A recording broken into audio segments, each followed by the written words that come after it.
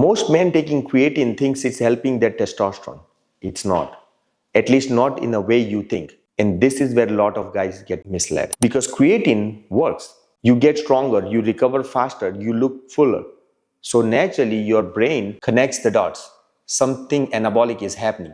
Testosterone must be going up. But what if I told you that you can look more anabolic, feel stronger and train harder, and your testosterone doesn't change at all? And there is one hormone creatine might influence that almost nobody explains properly. We'll get to that. I'm Jay Patel, a longevity PA from MyFitMed. We focus on hormones, performance, and metabolic health. Today we are breaking down creatine, what it actually does, what it doesn't do, and whether it has a real impact on testosterone. If you're taking creatine right now, comment creatine. I want to see how many of you are using it already. So let's start simple. Creatine is naturally occurring compound. Your body makes it in the liver, kidneys, and pancreas. And you also get small amount from food, mainly red meat. Once it's in your body, it gets stored in muscle as phosphocreatine. And that's where the real value comes in, energy. Your muscle runs on ATP, which is your immediate energy source. Every rep you do, every sprint, every explosive movement, that's ATP. The problem is ATP runs out very quickly. Creatine helps replace ATP. So instead of fatiguing early, you get a few more reps, a little more power, a little more output. That's the real mechanism. So when you supplement with creatine, your muscle store increase by 20%. That's significant. Brain level increases too, which is why some research shows improvement in cognition and mental fatigue. So yes, creatine works, no question there. Performance goes up, strength improves, and over time that contributes to muscle growth. But now we come back to real question. Does testosterone goes up when you take creatine? Let's look at the actual data. There were 13 studies looking at creatine and testosterone. Only 3 showed any increase, and those included just about 60 men total. Now here is where things get interesting. One of those studies on rugby player showed no increase in testosterone, but it did show a significant increase in DHT. DHT is more potent androgen than testosterone.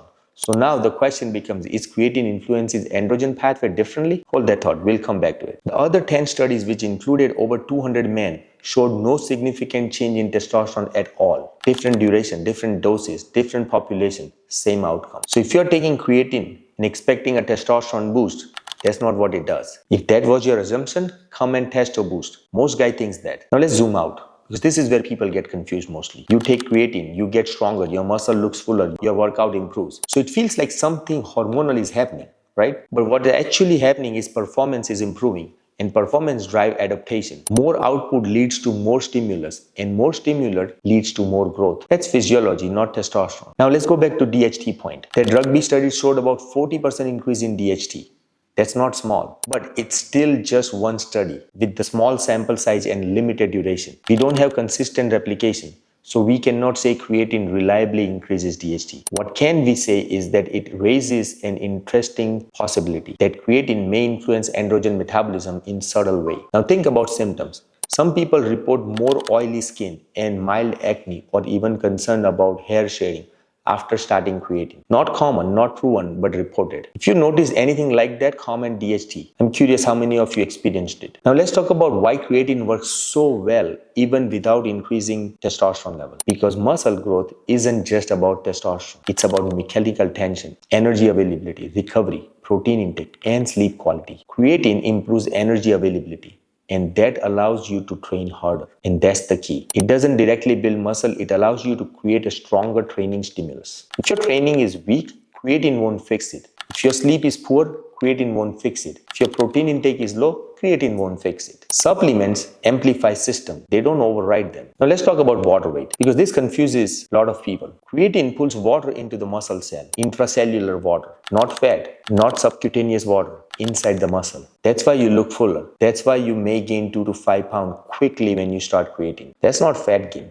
That's hydration inside the muscle. If that happens to you, comment water, and that's expected. So don't stop creatine just because you think that you are retaining water, or you're gaining weight, or you're gaining fat cell. Now let's talk about safety. Creatine is one of the most studied supplements we have. In healthy individual, it's very safe. Some people may experience bloating, mild GI discomfort, or cramping, usually dose related and temporary. There are concerns about kidney function, but in healthy individual, this hasn't been supported by strong evidence. However, If you do have a kidney disease, liver disease, or are on a medication affecting kidney function, you should be cautious and speak to your provider first before adding creatine to your supplement system. Now let's talk about stacking. People often combine creatine with beta-alanine or HMB, hoping for better hormonal effects. Beta-alanine helps with muscle endurance by buffering acid buildup, but it does not significantly increase testosterone. HMB, on the other hand, helps reduce muscle breakdown and improves recovery, especially in older individuals. But again, no meaningful testosterone increase. So even when stacked, creatine is not a testosterone booster. So now let's close the loops. Creatine does not significantly increase testosterone. That's consistent across most studies. There may be a small inconsistent effects on DHT,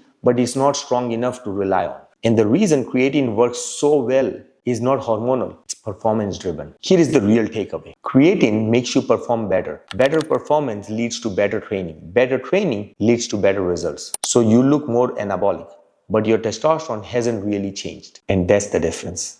So if your goal is testosterone optimization, first focus on the fundamentals: sleep, body composition, resistant training, vitamin D, and stress management. Creatine is a tool, a very effective one, but it's not the hormone therapy. If this has helped you understand creatine at a deeper level, hit subscribe. If you're actually taking it, comment your experience: strength gain, weight gain, or no change, or even energy improvement. In the next video, I'm breaking down supplements that actually can impact testosterone. What works, what doesn't, and what's a complete waste of money. You don't want to miss that one. Stay strong.